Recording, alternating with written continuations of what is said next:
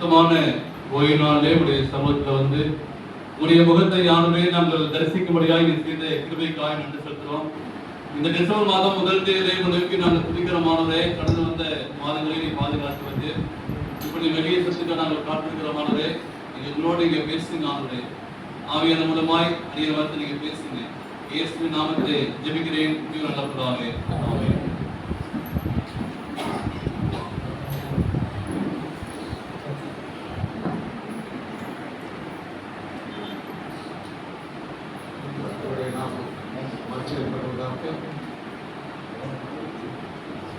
அருமையான வேலைகள்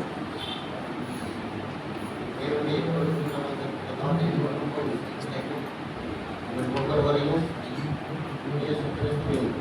இனிய நாமத்தினாலே வாழ்த்துதல் கூறி வருகின்றேன். நமக்கு எல்லாம் தெரியும், 2025 வருடம் வேகமாக கடந்து இந்த கடைசி மாதத்திற்குள்ளாக நாம் பிரவேசித்திருக்கின்றோம். நேற்று கடந்த ஒரு நாளை போல நாட்கள் வேகமாக ஓடிக்கொண்டிருக்கின்றன. தேவனுக்கு நன்றி சொல்லவும். எவ்வளவோ நிகழ்வுகள் உலகத்தில் ஏற்பட்டிருந்தாலும் இயற்கை சீற்றங்களினாலும் பல உயிர்கள் சேதங்களுக்கு உட்படுத்தி இருந்தாலும் அநேக வேதனை சோதனைகள் வந்த பொழுதும் இந்நாள் வரை கர்த்தர் நம்மோடு கூட இருந்து நம்மை ஆசீர்வதித்து வெளிப்படுத்தி அவர் எதிர்த்திருக்கின்ற இந்த மன மகிழ்ச்சி நாட்களை கடந்து வரும்படி அவரிடத்திலிருந்து ஏராளமான ஆசீர்வாதங்களை பெற்று இந்த கடைசி மாதத்தின் முதலாம் வாரத்தில் கூட அவருடைய சன்னிதானங்களை அமர்ந்து அவருடைய வார்த்தைகளுக்கு நம்முடைய இருதயங்களை ஏறெடுக்க நல்ல இந்த தருணத்தை கற்றுக் கொடுத்திருக்கிறார். அவருக்கு மீண்டும் ஒரு திசை நம்முடைய உள்ளத்தின் ஆழத்திலிருந்து நன்றிகளை ஸ்தோத்திரங்களை ஏற்படுவோம். மீண்டும் ஒரு திசை ஒவ்வொருவரையும் வருக என வரவேற்கின்றேன். விசேஷித்த வண்ணமாக இதோ நம்முடைய திருச்சபை போதுகிற அவருடைய சகோதரி, அவருடைய பிள்ளைகள் குடும்பங்களாக இங்கே அமர்ந்திருக்கிறார்கள். நம்முடைய திருச்சபையோடு கூட சகோதர சகோதரிகளாக ஐக்கியத்தில் என்னுடைய திரு சமூகத்தில் நம்மோடு இணைந்திருக்கிறார்கள். ஒவ்வொருவரையும் வாழ்த்துதல் சொல்லி கிறிஸ்து இயேசுவின் நிமித்தம் உங்களை அன்பாய் வருகை என வரவேற்றுக் கொள்கிறோம். உங்களையும் ஞான ஸ்நானம் பெற இருக்கின்ற அன்பு மகளையும் கர்த்தர் ஆசீர்வதிக்க வேண்டும். குடும்பங்களை ஆசீர்வதிக்க வேண்டும். வந்திருக்கிற உங்கள் ஒவ்வொருவரையும் கூட அப்படிப்பட்ட ஆசீர்வாதங்கள் மொத்தமாய் கிடைக்க நாம் ஆண்டவரிடத்தில் ஒப்புக் கொடுப்போமாக. இந்த நல்ல வேளையிலே நாம் யாவரும் எழும்பி நிற்போம். பாட்டு புத்தகத்தில் முதலாவது அத்தியாயம் பாடல் எண் 38 பாடுவோம். தேவனே வந்தாலும் எங்கள் மத்தியில் என்கிற பாடல்.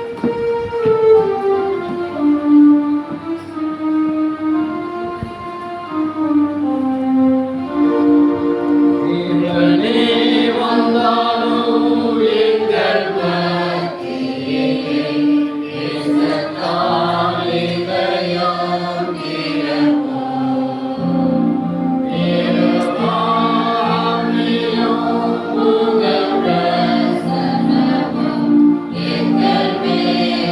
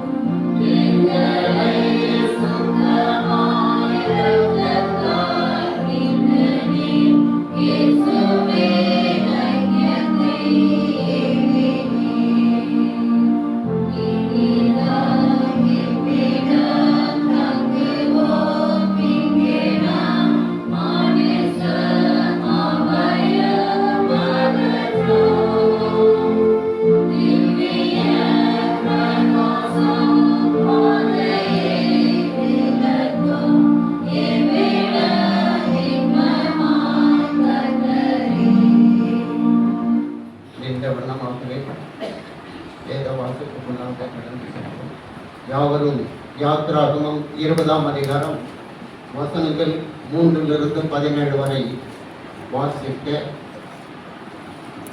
என்னுடன் சேர்ந்து வாசிக்கும்படி அன்பாக கேட்கிறார். என்னையன்றி உனக்கு வேறே தேவர்கள் உண்டாயிருக்க வேண்டாம். மேலே வானத்திலும் கீழே பூமியிலும் பூமிக்கு தண்ணீரிலும் உண்டாயிருக்க வேண்டும். ஒரு சுரங்களாகிலும் யாதொரு விக்கிரகங்களாகிலும் நீ உனக்கு உண்டாக வேண்டாம்.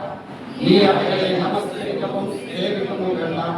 உன் தேவனாகிய கர்த்தராயிருக்கிற நான் எரிச்சலுள்ள தேவனாயிருந்து என்னை படைத்தவர்களை குறித்து யாருடைய சமத்த பிள்ளைகளிடத்தில் 3ஆம் 4ஆம் தலைமுறை மட்டும் விசாரிக்கிறவராயிருக்கிறேன். என்னிடத்தில் அன்பு கூர்ந்து என் கற்பனைகளை கற்றுக்கொள்கிறவர்களுக்கோ 1000 தலைமுறை மட்டும் இறக்கம் செய்கிறவராயிருக்கிறேன். தேவனாகிய கர்த்தருடைய நாமத்தை வீணிலே வழங்காதிருப்பார்கள். கர்த்தர் தம்முடைய நாமத்தை வீணிலே வழங்குகிறவனை கண்டியாமல் விடார். ஓய்வு நாளை பரிசுத்தமாய் ஆசரிக்க நினைப்பார்கள். 6 நாளும் நீ வேலை செய்து உன் கிரியைகளை எல்லாம் நடத்துகிறாயாக. 7ஆம் நாளோ தேவனாகிய கர்த்தருடைய ஓய்வு நாள்.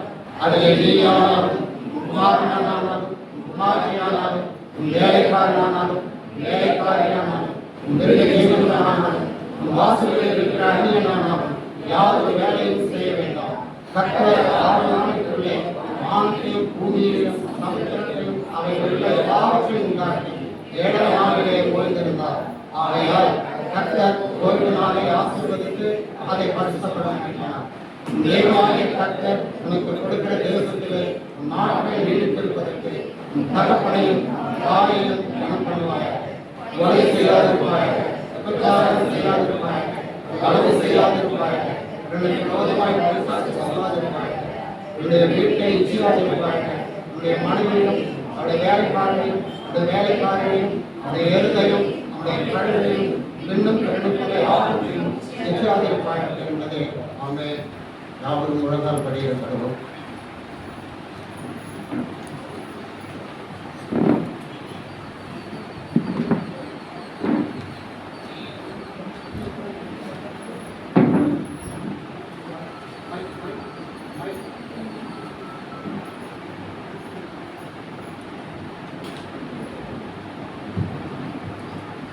ஜெபிப்போம்.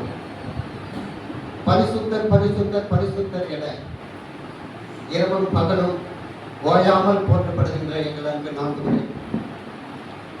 இந்த அருமையான பரிசு ஓய்வு நாளுக்காக நன்றி செலுத்துகிறோம். நம்முடைய மகிமையின் பிரசனை எங்களோடு கூட இருப்பதற்காக நன்றி செலுத்துகிறோம்.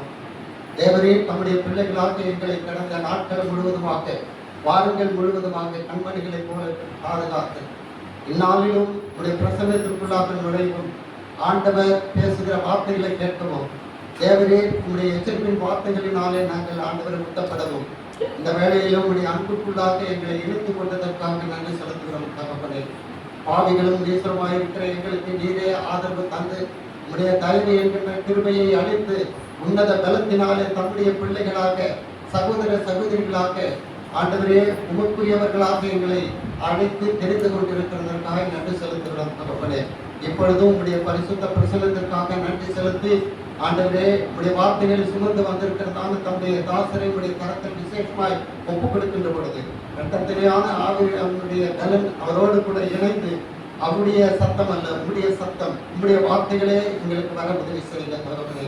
அதே போல இன்று நடக்கிற இருக்கிறதான இந்த ஞானம் முழுக்க ஆராதனையை உடைய கருத்தில் ஒப்புக் கொடுக்கிற சுவாமி, என் தகப்பனுடைய பிரசன்னம் ஏதோ கர்த்தாவே ஞானம் முழுக்க பெறுகிறதானே அந்த அன்பு பிள்ளையோடு கூட இருந்து சுவாமி நீரே பரிசுத்தப்படுத்தி பரத்திற்கென்று நீர் முத்திரையாக அந்த நபரை ஆண்டவரை நீர் தெரிந்து கொள்ள வேண்டும் என்று வேண்டிக் கொள்கிறோம். அந்த முழுக்க ஆராதனையை கர்த்தாவே ஆசீர்வதித்து தாருங்க. வந்திருக்கிற அந்த குடும்பங்கள் ஒவ்வொருவரையும் பிள்ளைகள் ஒவ்வொருவரையும் கர்த்தாவே ஆசீர்வதித்து வந்திருக்கிற திருச்சபை பிள்ளைகள் எல்லாரோடும் உடைய திருக்கரம் இருந்து எல்லாம் நேர்த்தியாக தேவனுடைய பிரசன்னத்திற்குள்ளாக நடக்கிற ஒப்புக்கொடுக்கிற ஏற்படலாம். இயேசுவின் நாமத்தில் வேண்டிக் கொள்வோம். ஜீவனுள்ள நல்ல பிதாவே, ஆமென்.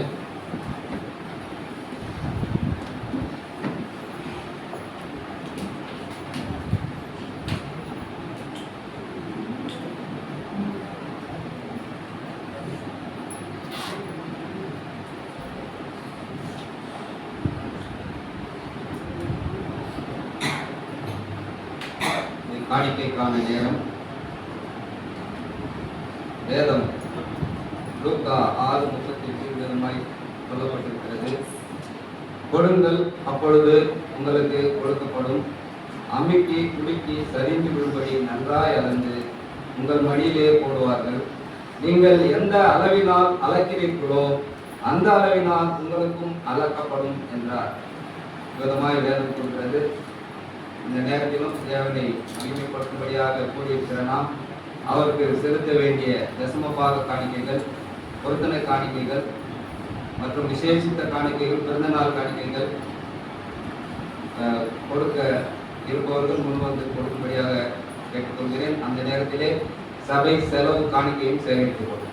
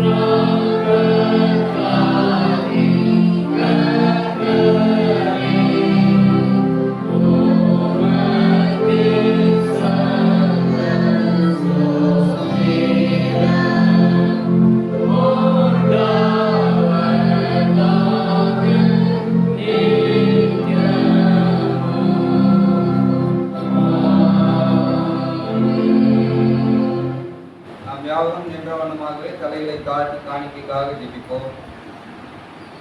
மகா உன்னதங்களில் வாசமாயிருந்து வழிநடத்துகிற ஜீவனுள்ள நல்ல பிதாவே, சாமி, இந்த அருமையான ஓய்வு நாளின் இந்த வேலைக்காக உங்களுக்கு நன்றியான ஸ்துதியும் ஸ்தோத்திரங்களை மேலெடுக்கிறோம் அப்பா.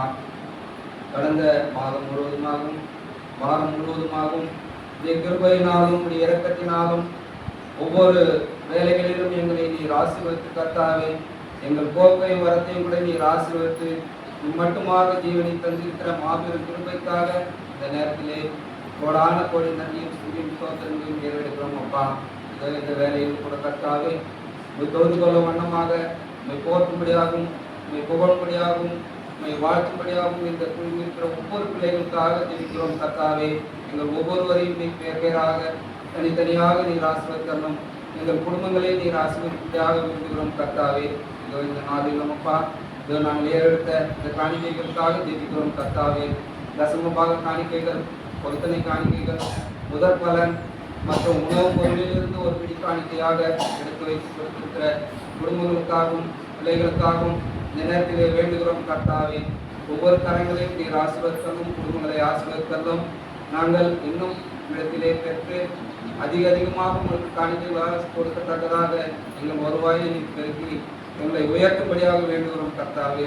வந்திருக்கிற பிள்ளைகள் ஒவ்வொருவரையும் ஆசீர்வதித்தரலும், தேவைகளை சந்தித்தரலும், எல்லா ஸ்துதி ஸ்தோத்திரங்களையும் ஏற்றுக்கொள்ளும். இயேசுவின் மூலமாய் ஜெபம் ஏறெடுக்கிறோம் பிதாவே. ஆமென்.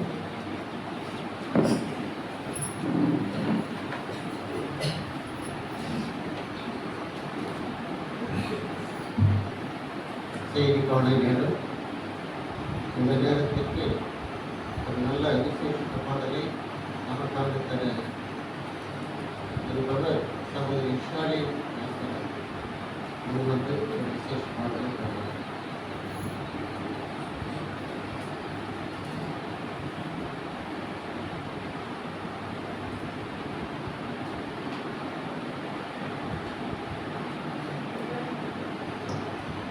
அனைவருக்கும் ஓய்வு நாள் நல்வாழ்த்துக்கள். அனைவருக்கும் அறிந்த பாடலை தான் பாட போகிறேன். ஆனால் நிச்சயமாக தேவன் நம்மோடு இந்த பாடலோடு பேசிக்கொண்டார் என்று நம்புகிறேன்.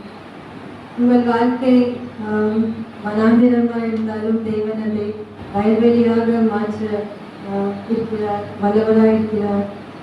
உங்கள் பலவீனத்திலும் அவரே பலனாயிருக்கிறார், உங்கள் சுகவீனத்திலும் அவர் சுகராயிருக்கிறார். எந்த சூழ்நிலை இப்போ நீங்கள் இருந்தாலும் அது தேவன் இருந்தால் நிச்சயமாக உங்கள் சூழ்நிலை மாறும். ஆமென்.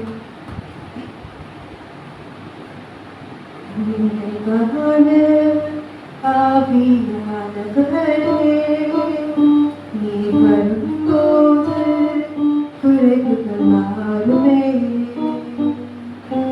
நிறைவான ஆவியானவரே நீ வரும்போது குறைவுகள் மாறுமே.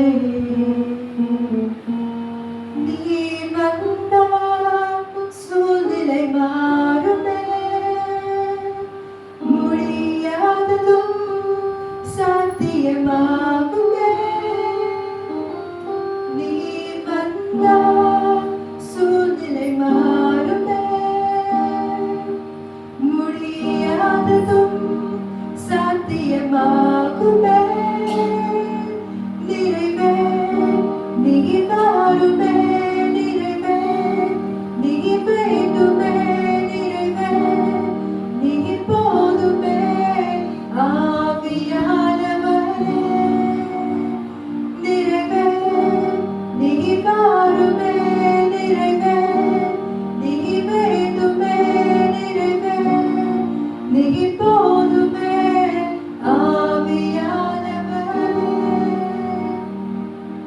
வனாந்திரம் வயல்வெளியாகுமே. பாலானது பயனிலமாகுமே. வனாந்திரம் வயல்வெளியாகுமே.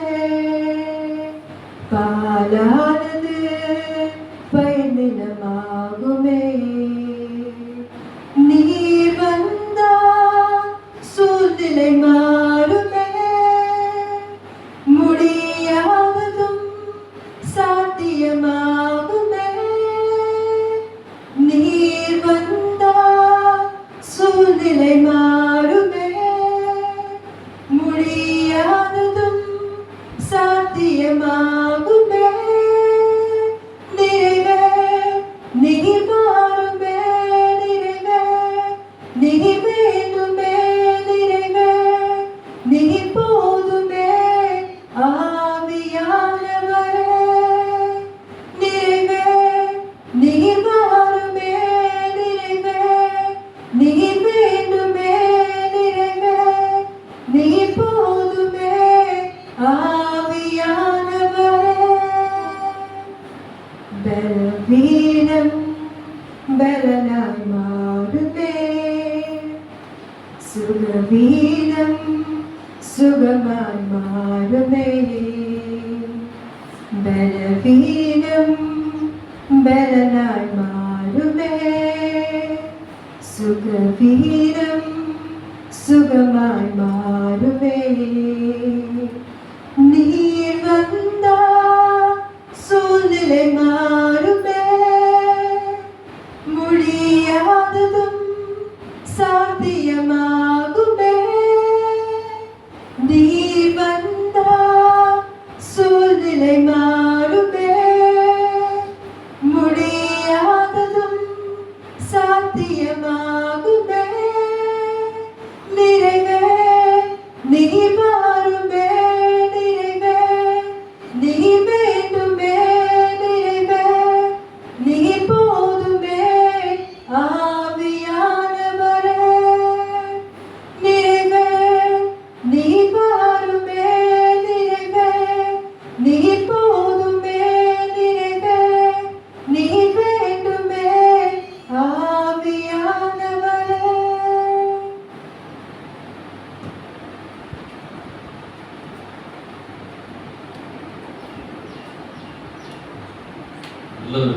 பாடிய அன்பு அவரை தேவன் தாமே ஆசீர்வதிப்பாராக.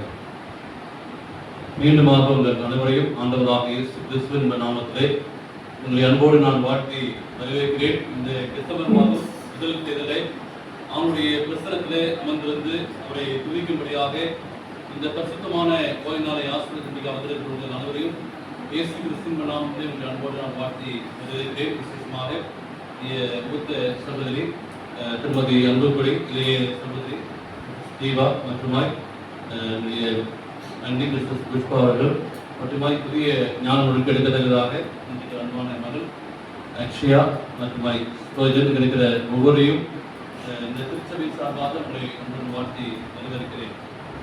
தேவன் இந்த நாளிலே நமக்கு கொடுக்கப்பட்ட ஒரு மேன்மையான ஒரு சத்தியம் என்னவென்று பார்க்கும்போது, ஏற்கனவே ஞானம் கிடைத்த பிள்ளைகளும் கிறிஸ்துவை ஏற்றுக்கொண்ட பிள்ளைகளுக்கும் இந்த நாளே ஞானம் கிடைக்கிற பிள்ளைகளுக்கும் ஆண்டவருக்கு சொல்லக்கூடிய நமக்கு இன்னொரு ஆலோசனை என்று பார்க்கும்போது, அப்போஸ்தலனாகிய பவுல் சொல்லக்கூடிய ஒரு வசனம் 2 கொரிந்தியர் 5ஆம் அதிகாரம் 17ஆம் வசனம்.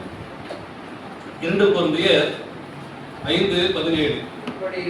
இப்படி இருக்க ஒருவன் கிறிஸ்துவுக்குள் இருந்தால் புதிய சிருஷ்டியாய் இருக்கிறான், பழையவையெல்லாம் ஒழிந்து போயின, எல்லாம் புதியதாயின. இந்த பொங்கல் கொண்டாடுவாங்க பாத்தீங்களா? பொங்கலுக்கு முதல் நாள் கிட்ட தெரியும். பொங்கலுக்கு முதல் நாள் போகி. அன்னைக்கு என்ன பண்ணுவாங்க? பழைய என்ன பண்ணுவாங்க? போட்டு சொல்லிடுவாங்க. அன்னைக்கு போக மட்டுமா இருக்கும். நான் யோசிச்சு பார்த்தேன், பவுலியா இதை சொல்றாரு, பழைய எல்லாம் ஒழிந்தன. அவரோட மற்றவங்க இதை படிச்சுப்பாங்களோ? அப்ப பழைய ட்ரெஸ் எல்லாம் போட்டு கொளுத்தி புகை வந்துச்சா, ஒழிஞ்சு போச்சா? அப்ப ஏதோ சொல்ல வராது. அப்ப நம்ம கடைப்பிடிக்கல. இன்னைக்கு என்ன பண்றாங்க? பொங்கலுக்கு முதல் நாள் அவங்க ஏதோ பைபிளுடைய காரியத்தை எதை செய்த மாதிரி தெரியுது. நான் யோசிச்சு பார்த்தேன், இப்படியே இதை கொடுத்துறாங்க. அப்படி யோசிச்சு பார்த்தேன், பைபிள்ல இப்படி ஒரு வசனம் இருக்கு, பழையெல்லாம் ஒழிந்தன அப்படின்னா பழைய தான் கொளுத்திட்டு ஏதாவது அவங்களுக்கு தை பிறந்தா வழி பிறக்கும். அப்ப ஒரு புதிய வாழ்க்கை ஆரம்பிக்கும் போது, ஒரு புதிய நாள் துவங்க போது, அப்ப பழசு ஒழிஞ்சிருச்சு. அப்ப அவங்களே அப்படி சொல்றாங்கன்னா, இன்னைக்கு பவுல் சொல்லக்கூடிய ஒரு காரியம் என்ன அப்படின்னு பார்க்கும்போது, ஒருவன் கிறிஸ்துவுக்குள் இருந்தால் என்ன ஆச்சுங்க? புதிய சிருஷ்டியாகிறான். திரும்பி எப்படியும் ஆதாம் திரும்பி படைச்ச மாதிரி நம்மளுக்கு கிடைக்க முடியுமா? என்ன சொல்ல வர்றாரு பவுல்? அப்ப கொரிந்த மக்களுடைய வாழ்க்கையில என்ன ஒரு காரியத்தை அவங்க கண்டுகொண்டாங்க. அப்ப நீங்க நானும் என்ன கற்றுக்கொள்ளணும் அப்படின்னு பார்க்கும்போது, ஒருவன் கிறிஸ்துவுக்குள் இருந்தால், இப்ப நம்ம யாரு? திரும்பி யோசிச்சு பார்த்தேன். அப்ப இந்த கொரிந்த பட்டத்தில் வாழக்கூடிய பிள்ளைங்க யாரு? இன்னைக்கு ராணிப்பேட்டை திருச்சியில் வாழக்கூடிய பிள்ளைகள் யாரு அப்படின்னு பார்க்கும்போது, அப்ப நீங்களும் யாரு? கிறிஸ்டின் தானே. அப்ப ஆண்டவர் ஏதோ பவுல் சொல்ல வராரு, ஒருவன் கிறிஸ்துவுக்குள் இருந்தால் புதிய சிருஷ்டியாகிறான். அப்ப நான் யோசிச்சு பார்த்தேன், ஆண்டவரே எனக்கும் நீங்க ஒரு போதகர்னு ஒரு பணி கொடுத்துருக்கீங்க. அப்ப இங்க இருக்கிற நாங்களாம் கிறிஸ்டின் சொல்லிக்கிறோம். அப்ப சொல்லிக்கிற எனக்கு திரும்ப இந்த வசந்த ஒருவன் கிறிஸ்துவுக்குள் இருந்தால் ஒரு புதிய சிருஷ்டியாகிறான். அப்ப என்ன செய்யறது அப்படின்னா, ஒரு கிறிஸ்துவுக்குள் இருக்கும்போது எப்படி ஒரு புதிய சிருஷ்டியாக முடியும்? அப்ப நம்முடைய வாழ்க்கையில எண்ணி பார்க்க வேண்டும். இப்போது நான் எப்படி இருக்கிறோம்? இங்க ராணிப்பேட்டைக்கு பொறுப்பேற்றதும் ஒருத்தர் வீட்டுக்கு போனேன். பாஸ்டர், இங்க சீயோன் மலை ஒரு மலைக்கு போனீங்களா அப்படின்னாங்க. சீயோன் மலை அங்க போய் பார்த்து நல்லா இருக்கும் அப்படின்னாங்க. அங்க என்ன இருக்கு? மலைதான் இருக்கு. அப்ப கொஞ்சம் பேர் என்ன பண்ணுவாங்க, இந்த ஆசை எப்படியாச்சும் இயேசு கிறிஸ்து 10 கற்பனை கொடுத்தாரு பாத்தீங்களா, அந்த சீனாய் மலையை போய் பார்க்கணும் அப்படின்னு ஆசை. இயேசு கிறிஸ்து உயிர்ப்பினத்தை பார்க்கணும், எப்படியாச்சும் ஜெருசலேம் பார்க்கணும், சீனாய் மலையை 10 கற்பனை கொடுத்த அந்த மலையை பார்க்கணும் ஆசை. ஆனா 10 கற்பனை கடைப்பிடிக்கணும் ஆசை. அப்ப என்ன சொல்ல வராது? அப்ப ஏதோ நம்மகிட்ட ஏதோ ஒரு சம்திங் இருக்கு, அதை நாம் மாற்றிக்கொள்ள வேண்டும். அப்ப கிறிஸ்துவை ஏற்றுக்கொண்ட பிற்பாடு நான் எப்படி வாழ்கிறோம் என்பதை அறிந்து பார்க்க வேண்டும். அப்ப ஒருவன் கிறிஸ்துவுக்குள் இருந்தால் புதிய சிருஷ்டியாகிறான். அப்ப ஆண்டவர் நமக்கு ஏதோ ஒரு பாடத்தை கற்றுத்தருகிறார், நான் எப்படி மாற வேண்டும். அப்ப கிறிஸ்துக்கு ஏற்றுக்கொள்ள பார்க்கும்போது அது ஒரு மனமாற்றம் அல்ல, அது ஒரு மனமாற்றம். எப்படிப்பட்ட மனமாற்றம் அப்படின்னு பார்க்கும்போது ஒரு புதிய ஒரு சிருஷ்டியாகும் போது, நீங்க ஒரு விதை போட்டு பாத்தீங்களா? விதை விதைச்சிருப்பீங்க பாத்தீங்களா? விதை விதைச்சிருப்பீங்க, என்ன நடக்கும்? என்ன நடக்குங்க? யாரோ சொல்ல பார்ப்போம். விதை மறைக்குமா? மறைக்குமா? அந்த விதை ஃபர்ஸ்ட் என்ன ஸ்டேஜ் ஆகும்? அது மறிக்கணும். அது செத்தாதான், சரிங்களா? நல்லா கவனிச்சு பாருங்க. அந்த விதை மறிச்சாதான் என்னது? ஒரு growth வரும்.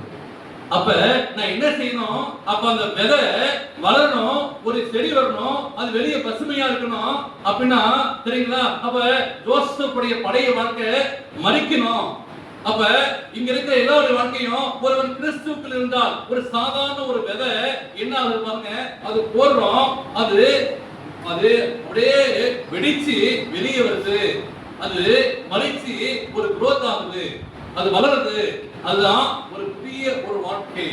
அப்ப ஒரு புதிய அந்த மரத்தை பார்க்கும்போது பசுமையா இருக்கும் அப்படின்னா கிறிஸ்துவ வாழ்க்கையானது எப்படிப்பட்ட வாழ்க்கை என்று பார்க்கும்போது தன்னை அர்ப்பணித்து வாழ வேண்டும், கிறிஸ்துவுக்காக வாழ வேண்டும். அப்ப புதிய சிருஷ்டி எப்படி பார்க்கும்போது முதலாவது சிருஷ்டிக்கப்பட்ட ஆதாம் ஏவாள் பார்க்கும்போது அப்பதான் அவங்க புதிய உலகத்தை பாக்குறாங்க. உலகம்னா என்னன்னு தெரியாது.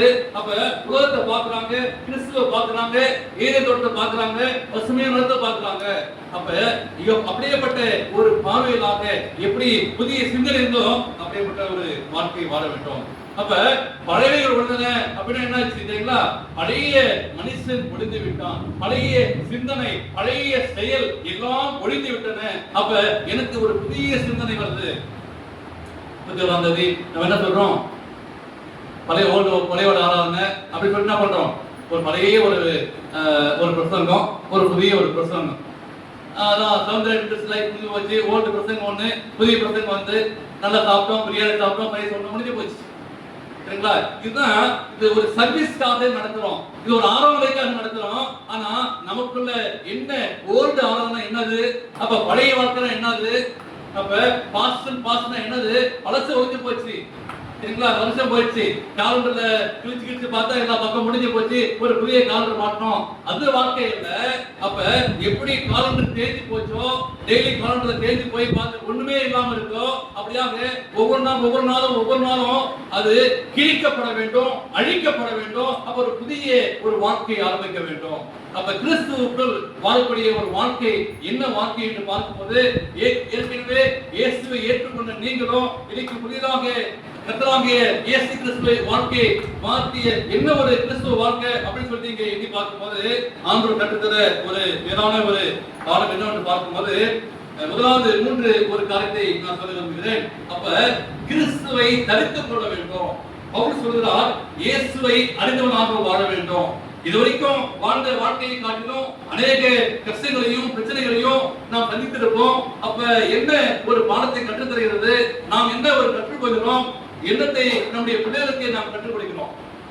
நீங்க நானும் வாழக்கூடிய வாழ்க்கை எப்படிப்பட்ட வாழ்க்கை? எதற்கு இந்த வாழ்க்கையை நாம் தேர்ந்தெடுத்தோம்? எதற்கு இந்த உலகமான வாழ்க்கையை விட்டு இந்த சத்தியத்தை நாம் தேர்ந்தெடுத்தோம் என்பதை எண்ணி பார்க்க வேண்டும். அதான் பாருங்க, நம்ம என்ன செய்யறோமோ நம்முடைய பிள்ளைகள் பார்க்கிறாங்க. சரிங்களா? அப்ப நம்முடைய செய்வன அனைத்தையும் என்ன பாக்குறாங்க? பிள்ளைகள் பாக்குறாங்க. நம்ம செய்யற காப்பி நீங்க என்ன பண்ணாங்க? பிள்ளைங்க எனக்கு ஏதாச்சும் தெரியுமா, எங்க பையன் தான் கொடுத்து போன்ல கொடுத்து இது செட்டிங் மாறிச்சு அப்படின்னா பண்றோம். எனக்கு நமக்கு தெரிஞ்சது கொஞ்சம் தான். என்ன பண்ணவங்க, அவங்க அட்வான்ஸா மாறிட்டாங்க. அப்ப நம்ம செய்யறது காட்டிலையும் அப்ப என்ன செய்யறோம் என்பதை அவங்க பாக்குறாங்க. நம்மளை காட்டிலையும் அது நன்மையா இருக்கணும், அது கெட்டதா இருக்கணும், அவங்க அட்வான்ஸா போயிடுவாங்க என்பதை, அப்ப நான் கிறிஸ்துவை கற்றுக்கொள்ள வேண்டும் என்பதை அங்கு வலியுறுத்துகிறார். கலாத்தியர்ல 3ஆம் அதிகாரம் 27ஆம் வசனம் வாசிங்களா? கலாத்தியர் 3:27 ரொம்ப அழகா போல் சொல்றாரு. ஏனெனில் எத்தனை என்ன பெற்றவங்க? ஞானஸ்தானம் பெற்றவர்கள் அத்தனை பேரும் கிறிஸ்துவை என்ன பண்ணாங்க? தரித்துக் கொண்டிருக்கிறே. இதுக்கு இன்னும் புரியல. அப்படின்னா என்ன அர்த்தம்? தரித்துக் கொண்டிருக்கிறே அப்படின்னா ஒரு கோட் போட்ட மாதிரி ட்ரெஸ் அது. தரித்துக் கொண்டீர்களே அப்படின்னா அந்த இயேசு கிறிஸ்துவை என்னுடைய வாழ்க்கையில உள்ளான வாழ்க்கையில ஏற்றுக்கொண்டு இன்னைக்கு படிச்சு பார்த்தீங்களா? இன்னைக்கு நிழல் பார்த்தீங்களா? பிரதிபலிக்க வேண்டும். அதை தரித்துக் கொண்டீர்களே, அதை நான் ஏற்றுக்கொண்டு அதை நான் பிரதிபலிக்க வேண்டும். தான் நம்முடைய வாழ்க்கையில கிறிஸ்துவை தரித்துக் கொண்டவர்களா இருக்கிறோமா என்பதை எண்ணி பார்க்க வேண்டும். நம்முடைய அனுதின வாழ்க்கையிலே, நம்முடைய செயலிலே, ஆண்டவரே நான் கிறிஸ்துவை தரித்துள்ளதாக இருக்கிறேனா என்று எண்ணி பார்க்க வேண்டும். இன்னைக்கு நமக்கு உலகம் கொடுக்கிற ஒரு பெயர், இவர்கள் கிறிஸ்தவர்கள் அப்படின்னு சொல்லி உலகம் நமக்கு பெயர் கொடுத்திருக்கிறாங்க. ஆனால் என்னுடைய வாழ்க்கையிலே நான் கிறிஸ்துவை தரித்துக் கொண்டபடியாக நான் வாழ்ந்தனா எண்ணி பார்க்க வேண்டும். 2 பேதுரு 1:8 வாசிங்களேன். 2 பேதுரு 1:8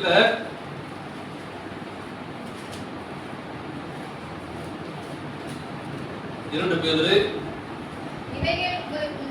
இவைகள் உங்களுக்கு உண்டாயிருக்கிறது பெருகினால் உங்களை நம்முடைய கர்த்தராகிய இயேசு கிறிஸ்துவை அறிகிற அறிவிலே வீணரும் கனியற்றமாய் இருக்க ஒட்டாது. ரொம்ப அருமையா சொல்றாரு. நல்லா நீங்க கவனிச்சு பாருங்க. இவைகள் உங்களுக்கு உண்டாயிருந்து பெருகினால் உங்களை நம்முடைய கர்த்தராகிய இயேசு கிறிஸ்துவை அறிகிற அறிவினாலே வீணரும் கனியற்றமாய் இருக்க ஒட்டாது. அப்ப இயேசு கிறிஸ்துவை அறிகிற அறிவிலே நான் வளர வேண்டும். இன்னைக்கு அநேக முறை நான் கேட்கறது உண்டு. இன்னைக்கு இஸ்லாமிய பிள்ளைகள் என்ன பண்ணுவாங்க? காலையில எழுந்து என்ன பண்ணுவாங்க? சிறுபிள்ளைகள் பார்த்துருக்கீங்களா? 4 மணிக்கு தண்ணியில வாக்கிங் பார்த்துருக்கேன். எங்க நம்ம போவாங்க?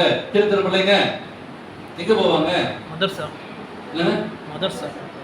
என்ன கேட்டா அவங்க பயானுக்கு போகணும்னு சொல்லுவாங்க. நான் வாக்கிங் போயிருந்தேன். அங்கிள் நீங்க பயானுக்கு வரீங்களா? தூக்கி வாரி போடுச்சு. யாராச்சும் பாஸ்டர் ஏதாச்சும் ஒரு சர்ச்சில் இன்னைக்கு கிளாஸ் நடத்துறீங்களா? ஒரு ஸ்பெஷல் கிளாஸ் நடத்துறீங்களா? சின்ன பையன் வாக்கிங் போறான். என்ன போட்டு அங்கிள் நீங்க பயானுக்கு வரீங்களா அப்படின்னு கேட்டான். எப்படி இருக்கு பாருங்க. அவன் கேப் போட்டு சின்ன லுங்கி கட்டி கையில ஒரு தோணை வச்சுக்கிட்டு சிரிக்கிறோம். கிறிஸ்துவை தரித்துக் கொள்ளுங்களே. என்ன பண்ணுவோம்? 4 மணிக்கு இந்த சத்தம் கேட்கும். எல்லாம் தூங்க விட மாட்டாங்க. 4 மணிக்கு ஒரே சத்தம் கேட்கிறாங்க. அவங்க ஒர்ஷிப் பண்றாங்க. நமக்கு டிஸ்டர்ப் ஆயிடுச்சு. நம்மளும் எழும்பல, நம்மளும் ஜெபம் பண்ணல. அப்ப கிறிஸ்துவை தரித்துக் கொள்ளணுமா? அப்படியேப்பட்ட இருக்கிறதா யோசிச்சு பாருங்க. குளிர் அடிக்குது. என்ன செய்யணும்? கிறிஸ்துவை இவைகள் உங்களுக்கு உண்டாயிருந்து பெருகினால் உங்களை நம்முடைய கர்த்தராகிய இயேசு கிறிஸ்துவை அறிகிற அறிவினாலே வளரணும். எப்படி அறிந்து கொள்ளுதல் வாழக்கூடிய ஒரு வாழ்க்கை டியூட்டிஷன் எடுக்கிறாங்க. எனக்கு ஒரு நாள் ஆசை. என்னைக்காச்சும் இந்த பிள்ளைங்களை அனுப்பிச்சு என் பையனுக்கு பைபிள் கிளாஸ் எடுக்க பாஸ்டர், டியூஷன் எடுக்க பாஸ்டர். சர்ச்சி எல்லாம் வெள்ளிக்கிழமை ஆரம்பிக்கிறோம், சனிக்கிழமை ஆரம்பிக்கிறோம், 2 நாள் போட்டியே இருக்கு. ரொம்ப நாளா எனக்கு ஆசை. இந்த பிள்ளைங்க கிறிஸ்துவை அறிகிற அளவிலேயே வளரணும் அப்படி சொல்லி நம்ம பிரயாசப்படுறோம். விளக்கி விட்டு சொல்றாங்க. ஸ்டெப்ஸ் ஃபேஸ் கிறிஸ்துவிடம் செல்லும் படிகள் என்ற புத்தகத்துல ரொம்ப அருமையா சொல்றாங்க. கிறிஸ்துவின் வாக்குத்தத்தங்களை விசுவாசிக்கிற பிள்ளைகளை அவருடைய கையிலிருந்து பிடுங்க சத்துருவுக்கு எந்த விதத்திலும் முடியாது. நல்லா படிச்சு பாருங்க. நம்ம யார் மேல பழிய போடுறோம்? நான் யார் மேல பழிய போடுறோம்? சொல்லுங்க. எங்க யாராவது ஸ்பர்ஜன் யார் மேல பழிய போடுறோம்? அப்ப என்ன பண்றோம்? கூட சாத்தா மேல பழிய போடுறோம். ஆனா அம்மையா சொல்றாங்க, கிறிஸ்துவின் வாக்குத்தத்தங்களை விசுவாசிக்கிற பிள்ளைகளை அவங்க கையிலிருந்து பிடுங்க சத்துருவுக்கு எந்த விதத்திலும் முடியாது. அப்ப கிறிஸ்துவுக்கு கீழ்ப்படிந்து அவரை நம்பி ஜீவிக்க பழகும் பொழுது பரிசுத்த குணங்கள் தானாகவே நம்ம இடத்துல வந்து சேருமா? கிறிஸ்துவை நான் தரித்துக் கொள்ளணும் எப்படி பார்க்கும்போது அப்ப என்ன ஒரு வாழ்க்கையை இங்க பவுல் கற்றுக்கிறார் என்று பார்க்கும்போது இளைஞர்கள் சொல்றாங்க, கிறிஸ்துவை நம்பி ஜீவிக்கப்படும் போது பரிசுத்த குணங்கள் தானாகவே வரும் என்று சொல்லி சொல்றாங்க. அப்பொழுது கிறிஸ்துவின் ஒளி மேல் அதிகாரிகமாய் நாம் உறுதிப்படுவோம். எப்படி நாம் கிறிஸ்துவை தரித்துக் கொள்ள முடியும் என்று சொல்லி அருமையான ஒரு காரியத்தை கேட்டுக்கொள்வோம். அப்படி கிறிஸ்துவ அறிந்த பிள்ளைங்க என்ன செய்வாங்க அப்படின்னு பார்க்கும்போது, இரண்டாவதாக மனமாற்றம் அடைவார்கள். அப்ப மனமாற்றம் அடைவார்கள், குணமாற்றம் அடைவார்கள். அவருடைய வாழ்க்கையிலே ஆண்டவர் சொல்லக்கூடிய அவரோட போகக்கூடிய ஒரு வாழ்க்கை.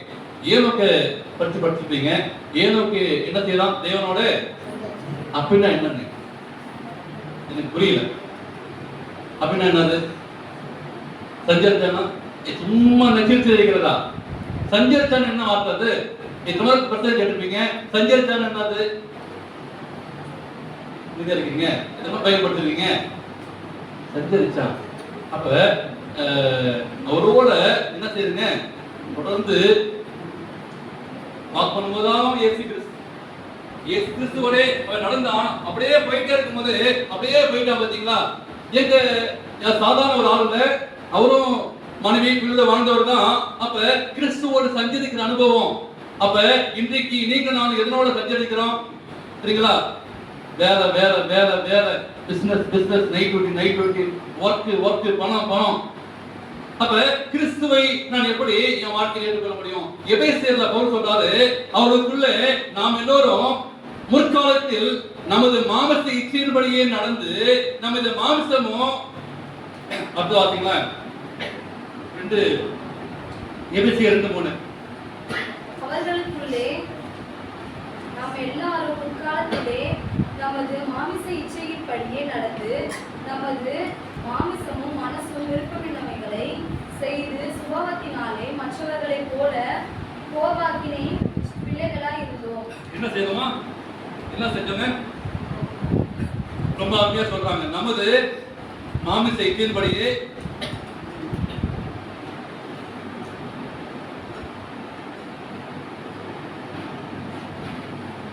என்ன பாருங்க, நல்லா அப்படியே சொல்றாங்க. என்ன செய்யறோம்? நமது மாமிச இச்சையின்படியே நடந்து நமது மாமிசமும் என்னமா மனசு என்ன சொல்லுது? இது சொல்லுது என்ன சொல்லுது? இது சொல்லுது செய்யப்படாது சொல்லுது. இது சொல்லுது செய்யப்படாது சொல்லுது. என்ன சொல்லுது? மனசு. இதுதான் பார்க்கணும். ஒரு நாள் தானே பாஸ்டா பார்க்க போறாரு, இல்ல டாடி பார்க்க போறாங்க, மம்மி பார்க்க போறாங்களா? யார் பார்க்க போறா? ஆனா இது சொல்லுது நீ செய்யாத சொல்லுது. ஆனா பவுல் சொல்றாரு, மனசு விரும்பினதை செய்து அந்த சோபத்தாலே மற்றவரை போல எப்படி ஆகணும்? எப்படிமானோம்? கோபாக்கினை இருந்தோம். கர்த்தருடைய கோபாக்கினால் வரும். அப்ப ஆண்டவர் சொல்றாரு, என் மனசு என்ன சொல்லுதோ அதை நான் செய்யறேன். ஆண்டவர் சொல்றாரு, மனமாற்றம் அடைய வேண்டும், குணமாற்றம் அடைய வேண்டும். என் மனசு என்ன சொல்றதோ அதை செய்யாதீங்க. ஒரு இடத்துல லூக்கா 7:13 ஆண்டவர் சொல்றாரு, மனதுருகி. மார்க்ல வாசிக்கிறோம் 1:41 இயேசு மனதுருகி கையை நீட்டி தொட்டு சுத்தமாக. அப்ப ஆண்டவர் இயேசு கிறிஸ்து மனது உருகிறார். ஆனா என்னுடைய மனசு ஆண்டவர் மனதுருகி படக்கூடிய காலத்தை தொட்டு செய்ய வேண்டிய காலத்தை செய்யறாரு. மனது உருக்கூடிய தேவனா இருக்கிறாரு. ஆனா நம்முடைய வாழ்க்கையில எதிர்பார்க்காது, நீ மனமாற்றம் அடைய வேண்டும், மனமாற்றம் அடைய வேண்டும். உன்னுடைய இதயத்தில் இருக்கிற கண்ணீர்களும் கஷ்டங்களும் பிரச்சனைகளும் போராட்டங்களும் எல்லாத்தையும் பார்க்கும்போது நீ செய்ய வேண்டிய ஒரு காரியம், நீ மனமாற்றம் அடைய வேண்டும். மனமாற்றம் அடையும் போதுதான் ஆண்டவர் சொல்றாரு, மனதுருகி. என்ன சொல்றாரு? மனதுருகி கையை பிடித்து தொட்டு நீ சுத்தமாக்கு. மனது துறக்கூடிய தேவனை நீங்க நாம் தரித்திருக்கிறோம். மனது துறக்கூடிய தேவன் மனமாற்றம் அடையும் போது ஆண்டவர் சொல்றாரு, மனதுருகிறாரு, ஐயோ என்னுடைய மகன், ஐயோ என்னுடைய மகன் என்று சொல்லி மனதுருகி உங்களை என்னையும் தொட்டு சுகமாக்க ஒரு வல்லவராக இருக்கிறார். 2 கொரிந்தியர் 11:2 வாசிக்கிறோம். 2 கொரிந்தியர் 11:2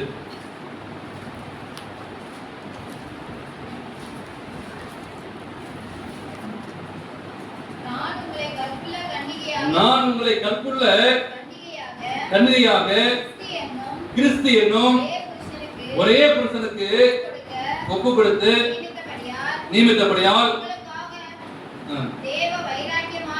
தேவ வைராக்கியமான கிறிஸ்தியன் ஒரே புருஷனுக்கு நியமிக்கப்படியால் தேவ வைராக்கியம் கொண்டிருக்கிறார். எத்தனையோ சூழ்நிலை வரலாம், எத்தனையோ பிரச்சனை வரலாம், ஆனாலும் இந்த கிறிஸ்துவை தரித்துக் கொண்டு தேவ வைராக்கியம் உள்ள பிள்ளைகளாக நீங்கள் நாளும் வாழ வேண்டும். நிறைய புயல் அடிக்கும், நிறைய பிரச்சனைகள் வரும், நிறைய போராட்டங்கள் வரும். ஒரு இடத்துக்கு போகும்போதும் ஊழியர்களுக்கு பார்க்கும்போது நிறைய பிரச்சனைகள். இங்கிருந்து தண்ணிக்கு இங்க வந்த போதும் ஏன்னா இங்க வந்தோம் அப்படின்னா கூட ஆயிடுச்சு. இப்படி நிறைய காரியங்களை சந்தித்து போகும்போதுதான் ஆண்டவர் அதற்கேற்ற ஒரு வழியை கொடுக்கிறார்.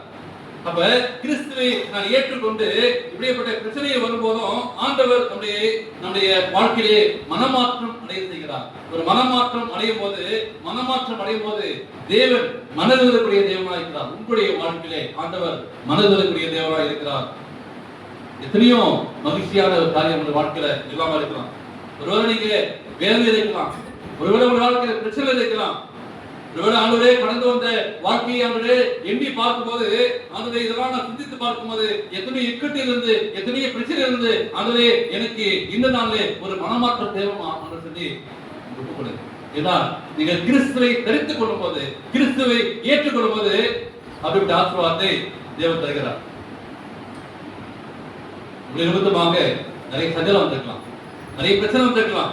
ஆண்டவர் சொல்றாரு, இன்னும் அதே ஆண்டவர் என்ன பண்றாரு, அம்மையார் சொல்றாங்க, அதே ஸ்டெப்ஸ் பேசுற ரொம்ப அருமையான ஒரு கொட்டேஷன் வாசிச்சேன். கிறிஸ்துவ செல்லும் படைகள் இன்னும் அதே ஆண்டவர் உயிரோடு தான் இருக்கிறார். அவரை முழுவதுமாய் விசுவாசித்து அதே வாக்குத்தத்தை நம்பி அவரை மகிழ்ச்சியா நிரப்பவர்களை ஒப்புக்கொடுங்க. எப்படி பழைய ஏற்பாட்டிலே இயேசு கிறிஸ்து ஆபிரகாமுடைய வாழ்க்கையில, மோசேயுடைய வாழ்க்கையில, தானியேலுடைய வாழ்க்கையில எப்படி அற்புதம் பண்ணாரு, அதே ஆண்டவர் என்ன பண்ணாரு, இன்னும் உயிரோடு இருக்கிறார். அவரை முழுவதுமாய் நாம் விசுவாசித்து அவருடைய வாக்குத்தத்தங்களை நம்பி அவருடைய உங்களை மகிழ்ச்சியால் நிரப்ப ஒப்பு கொடுக்கும் போது ஆண்டவர் அந்த மனமாற்றத்தை கொடுக்கிறார், அந்த மன மகிழ்ச்சியை கொடுக்கிறார், அந்த சந்தோஷத்தை கொடுக்கிறார். கிறிஸ்துவை ஆண்டவரை ஏற்றுக்கொண்டு ஏன் ஆண்டவரே உண்மை நான் வணங்க வேண்டும், ஏன் உண்மை ஏற்றுக்கொள்ள என்று பார்க்கும்போது ஒரு மனமாற்றியும் ஒரு மகிழ்ச்சியை கொடுக்கக்கூடிய தேவனாக இருக்கிறார். மூன்றாவதாக இதெல்லாம் அணிஞ்சதுக்கு அப்புறம் எப்படி நம்முடைய வாழ்க்கையை மாற்றாரு என்று பார்க்கும்போது இந்த ஒரு வசனம் கொரிந்தியர்ல ரொம்ப அருமையான வசனம். அதை சிந்தித்து பார்க்கும்போது ரொம்ப வருஷமா யோசித்து பார்க்கும்போது ரொம்ப எனக்கு ஆறுதல் கொடுக்கக்கூடிய வசனம் தெரியுங்களா? கண்ணாடியிலே காண்கிறது போல அப்படின்னு சொல்லி ஒரு வசனம் இருக்கு. 2 கொரிந்தியர்ல 3:18 அது சொல்லி நம்ம முடிச்சிருவோம். 2 கொரிந்தியர் 3:18 பாத்தீங்களா? எப்படி நம்ம மூணாவது நம்முடைய வாழ்க்கையை மாற்றாரு பாருங்க. நாம் எல்லோரும் கர்த்தருடைய மகிமையை கண்ணாடியிலே காண்கிறோம். இல்ல முதல்ல வாசிக்கிறோம். நாம் எல்லோரும் திறந்த முகமாய் கர்த்தருடைய மகிமையை கண்ணாடியிலே காண்கிறது போல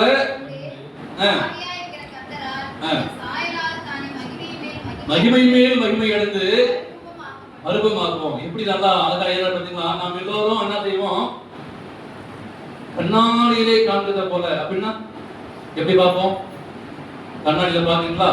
லேடிஸ் சொல்ல வேண்டாம், பாத்தீங்களா? நீங்க யாரும் கண்ணாடி பார்க்காம வந்திருக்கீங்களா? இன்னைக்கு எல்லாம் கண்ணாடி பார்த்துருவோம். நானும் கண்ணாடியில் பார்த்து தான் கை கட்டினேன். அப்ப கண்ணாடியை காண்கிறத போல எப்படி இருக்கும் அந்த முகம்? இங்க இல்ல. ஆண்டவரே நீங்க கிறிஸ்துவை தெரிந்து கொண்டீர்கள், மனமாற்றம் அடைந்தீர்கள். ஆண்டவரே நீங்க பரலோகத்துல போகும்போது நீங்க கண்ணாடியிலே காண்கிறது போல என்னது அந்த முகத்தை காத்து மகிமை மேல் மகிமை அடைவீர்கள். இன்னொரு ஆனந்த பாக்கி உலகத்துல கிடைக்காது, இந்த பூமியில நமக்கு கிடைக்காத ஒரு காரியம். ஆண்டவர் சொல்றாரு, கிறிஸ்துவை தெரிந்து கொண்டீர்கள், கிறிஸ்துவின் வாழ்க்கையிலே நீங்கள் ஒரு மனமாற்றம் அடைய வேண்டும். அப்படி பார்க்கும்போது ஆண்டவர் சொல்றாரு, நீங்க எப்படி இருக்கீங்க? நீங்க கண்ணாடியில பார்க்கிறது போல முகமுகமாய் நீங்க மகிமை மேல் மகிமை அடைவீர்கள். கண்ணாடியில பார்க்க நமக்கு சந்தோஷமா தான் இருக்கு, சரிங்களா? என்னமா இந்த இங்க சில பேர் நாத்தெல்லாம் நட்டு இங்கெல்லாம் பெயிண்ட் அடிச்சு அதெல்லாம் பார்க்கும்போது நம்மளா இருக்கிறோம், அழகா இருக்கிறோமா, அதுக்கப்புறம் வேஷம் கலைஞ்சு போயிடும், சரிங்களா? சினிமா ஆக்டர் வேலைக்கு கொஞ்ச நாள் நல்லா இருப்பாங்க, அதுக்கப்புறம் வேஷம் கலைஞ்சு போயிடும். அப்ப நீங்க கண்ணாடியில பாக்குறீங்கல்ல, எப்படி உங்க முகத்தை பிரதிபலிக்கிறீங்கல்ல, அதே மாதிரி ஆண்டவர் சொல்றாரு, நீங்க பிரதிபலிப்பீங்க. ஒரு வாழ்க்கை பிரகாசமான ஒரு வாழ்க்கையா இருக்கும், உங்க வாழ்க்கை ஒரு மகிழ்ச்சியான வாழ்க்கை. அப்ப ஏன் இந்த கண்ணாடியில என்ன பண்ணுங்க? கண்ணாடியில சூரியன் பட்டா என்ன பண்ணும்? என்ன பண்ணும்? கண்ணாடியில சன்லைட் பண்ண என்ன பண்ணும்? மிரர்ல பட்டா என்ன ஆகும்? ரிஃப்ளெக்ஷன் ஆகும், பாத்தீங்களா? அப்ப அந்த ஒரு பிரதிபலிப்பு.